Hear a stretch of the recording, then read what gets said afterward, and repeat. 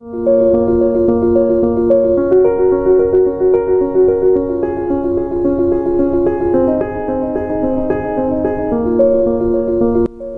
Guys, welcome back to my channel study gracefully with आभा।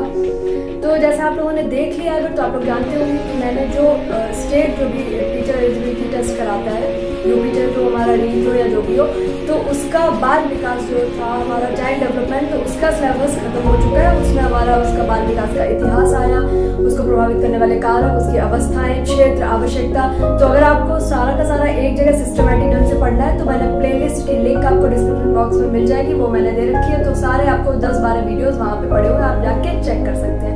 आगे चलते हैं हम। अब हमारा शुरू होगा अधिगम। अधिगम के बाद हम बात करेंगे समावेशी शिक्षा पे, और फिर इसके बाद में हम बात करेंगे शिक्षण और शिक्षण विधाएं। तो हम बहुत ही सिस्टमेटिक ढंग से चल रहे हैं। तो देखते हैं, आज हमारा पहला टॉपिक है अधिगम का। तो आज हम अधिगम का अर्थ और उसकी जो परिभाषाएं हैं जो मनोवैज्ञानिकों ने दी हैं, तो हम उसको याद करने का और हम केवल उसका अर्थ से समझेंगे। आगे फिर आपको वीडियोस मिलते रहेंगे। तो चलिए देखते हैं आज हम अधिगम के बारे में। तो सबसे पहले तो हम अधिगम के अर्थ की तरफ बढ़ते हैं कि अधिगम का जो अर्थ होता है तो वो हमारा क्या होता है। तो अधिगम का जो है, हम अगर देख लें तो दो इसके अर्थ निकलते हैं। पहला तो हमारा यहाँ पे लिख लेते हैं जरा साफ साफ, अधिगम का जो अर्थ होता है तो वो हमारे इसके दो अर्थ निकलते हैं। अगर हम बोले संक्षिप्त में, तो संक्षिप्त में अधिगम का अर्थ हुआ सीखना, केवल सीखना या लर्निंग हम बोल सकते हैं। हमारा क्या हो रहा है, अधिगम हो रहा है। पर क्योंकि ये संक्षिप्त रूप है, ये जो है ब्रॉड नहीं है। अगर हम इसको बड़े स्तर पे देखें कि केवल सीखना अधिगम नहीं होता है, ब्रॉड वे में देखें इसको तो क्या होता है, ये व्यवहार में परिवर्तन। व्यवहार में अगर परिवर्तन होता है तो हमारा अधिगम हो रहा है, ये माना जाता है। तो व्यवहार में परिवर्तन, यहाँ से दो चीज हम और रिलेट कर सकते हैं जो एग्जाम्स में पूछी जाती हैं। तो पहली बात तो व्यवहारवाद के जनक कौन है। अगर हम अधिगम पढ़ते हैं तो यहाँ पे सबसे महत्वपूर्ण बात तो यह आ जाती है कि अधिगम को जो है व्यवहार में परिवर्तन, या फिर जैसे पहले बोला गया था कि आत्मा का अध्ययन और इसके बाद में हमारा चेतना का अध्ययन। तो अगर हम बात करें कि अधिगम को व्यवहार में परिवर्तन, ये मान्यता कब मिली, जो हमारा चाइल्ड साइकोलॉजी है या एजुकेशनल साइकोलॉजी है, उसको व्यवहार में परिवर्तन, बच्चे के जो व्यवहार उसमें परिवर्तन देखने को मिलता है। तो ये किसने बोला है, तो व्यवहारवाद के जनक, हमारे व्यवहारवाद के जनक जिन्होंने बोला कि जो चाइल्ड साइकोलॉजी होती है उसके अंतर्गत हम क्या पढ़ते हैं, बच्चों के व्यवहार में परिवर्तन होता है तो उसको पढ़ते हैं। या फिर जो हमारा बाल विकास है तो वो क्या होता है, व्यवहार में परिवर्तन होता है। तो ये किसने बोला, तो ये इसके जनक कौन है, तो वो कौन है, हमारे वाटसन। आप चाहे तो यहाँ पे लिख सकते हैं कौन है, हमारे वाटसन। अब यहाँ पे देखिए दो चीजें होती हैं कंफ्यूज करने वाली। एक तो कि सबसे पहले जो हमारा व्यवहारवाद है उसका प्रतिपादन किसने किया, व्यवहारवाद के जनक कौन है, या अधिगम को व्यवहार में परिवर्तन, इसका जो मीनिंग होता है वो ये किसने दिया, तो वो हमारे वाटसन है। लेकिन अगर हम बात करें इसके अलावा कि पहली बार बाल विकास के संबंध में व्यवहार शब्द किसने यूज किया, पहली बार किसने व्यवहार शब्द यूज किया जो हमारा मनोविज्ञान है उसके संबंध में, तो वो कौन है, हमारे मैकडूगल। तो दोनों चीजें अलग हैं, आप उसको रिलेट मत करिए, कंफ्यूज मत होइए। मैकडूगल जो है, इन्होंने पहली बार अपनी बुक में पहली बार व्यवहार शब्द का यूज किया था।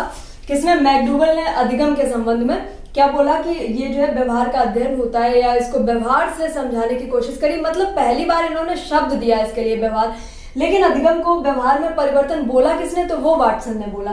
तो ये आपको कंफर्म हो गया होगा कि ये दो चीजें अलग हैं, तो दोनों में कंफ्यूज नहीं होना है। आगे चलते हैं हम अधिगम की तरफ। तो अधिगम क्या है, अभ्यास, प्रशिक्षण, अनुभव के द्वारा व्यवहार में होने वाला स्थायी परिवर्तन अधिगम कहलाता है। तो अगर 3 है ना, तो केवल 3 ही याद रखिएगा। कौन कौन से, ये 2013 में पूछा गया था कि अभ्यास, प्रशिक्षण, अनुभव के अलावा कुछ और था वहां पे कि मूल प्रवृत्ति, लाइक ऐसा कुछ कि मूल प्रवृत्ति के द्वारा होने वाला स्थायी परिवर्तन, मूल प्रवृत्ति के द्वारा व्यवहार में होने वाला परिवर्तन क्या अधिगम कहलाएगा। तो वो चीज जो है वो हाँ, नहीं और एक था शायद अनिश्चित। तो ऐसे करके एग्जाम मतलब दिए गए थे, उसके जो पॉइंट्स थे। तो हम इसके डिस्कस कर लेते हैं कि अधिगम केवल अभ्यास, प्रशिक्षण और अनुभव के द्वारा जो व्यवहार में होने वाला स्थायी परिवर्तन है, तो केवल वही अधिगम कहलाएगा। इसके अलावा, इन तीनों के अलावा अगर हम बात करें, हमारा अभ्यास जो है, प्रशिक्षण और अनुभव, इन तीनों के अलावा अगर कोई भी चीज आती है, फिर वो चाहे हमारा हो गया मूल प्रवृत्ति, जैसे हम बड़े होते हैं, परिपक्व होते हैं, परिपक्वता भी आ सकता है कि अगर आ गया हमारा परिपक्वता, तो हम जब बड़े होते हैं तो कुछ हैबिट्स अपने आप बदलने लगती हैं, कुछ व्यवहार में परिवर्तन अपने आप होने लगता है।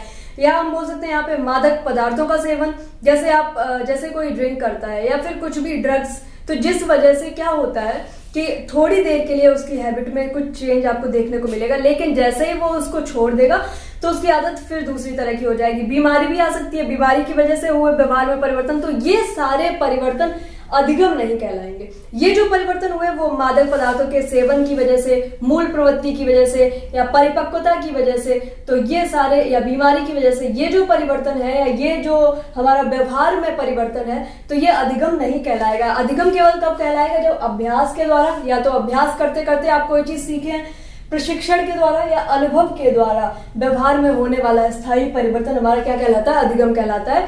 और व्यवहार में परिवर्तन या व्यवहारवाद के जनक कौन है? वाटसन। तो ये सारी चीजें आपको कंफर्म हो गई है, तो फिर हम इसका स्क्रीनशॉट ले